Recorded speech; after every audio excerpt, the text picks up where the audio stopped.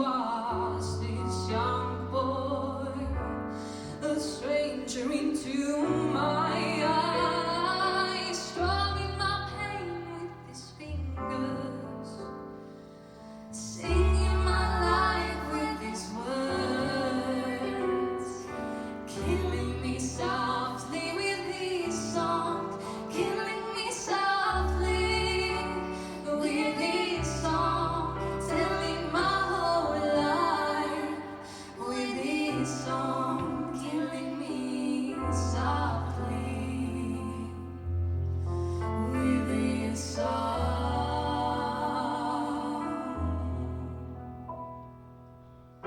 I felt so flushed by evening,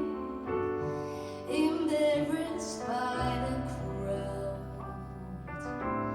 and then he found my letters and read it out aloud.